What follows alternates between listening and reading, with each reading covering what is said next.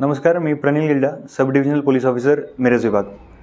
काल Miraj civil hospital या ठिकाणी मिरज उपविभागाच्या अधिकारी अंमलदार यांनी खूप चांगली कारवाई केली होती, ज्यामध्ये एक संशयित आरोपी आम्हाला शस्त्रासहित फायरआर्मसहित तिथे सापडला होता। त्यामध्ये एक फायरआर्म तसेच 3 राऊंड आणि एक धारदार हत्यार त्याच्याकडनं आम्ही रिकवर केलं होतं।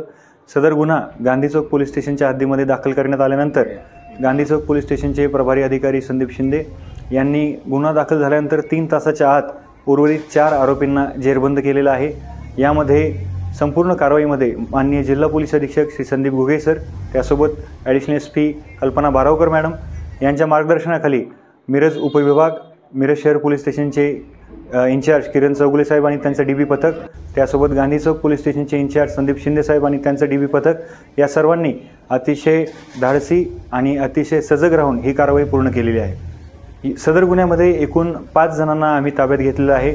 त्यामध्ये वंश वाली सोबत सौरभ पोद्दार, वैभव आवळे, समर्थ गायकवाड आणि आकाश फोंडे ही अशी संशयितांची नावं आहेत। नेमकं ते कुठल्या कारणासाठी सिव्हिल हॉस्पिटल येथे आले होते आणि हा प्रकार त्यांनी केला, ह्या सर्व गोष्टींचा तपास गांधी चौक पोलीस स्टेशन येथे गुन्हा दाखल करून करण्यात येत आहे। काल मिरज सिव्हिल हॉस्पिटल येथे झालेल्या घटनेच्या अनुषंगाने मिरज उपविभागातील ज्या अधिकारी अंमलदारांनी अतिशय चांगली कामगिरी केली, सदर कामगिरीचं कौतुक करण्यासाठी माननीय जिल्हा पोलीस अधीक्षक श्री संदीप घुगे सर यांनी स्वतः गांधी चौक पोलीस स्टेशन येथे भेट दिली आणि कारवाईमध्ये जे कोणी इन्व्हॉल्व असलेले अधिकारी अंमलदार होते त्यांचं इथे येऊन कौतुक केलेलं आहे।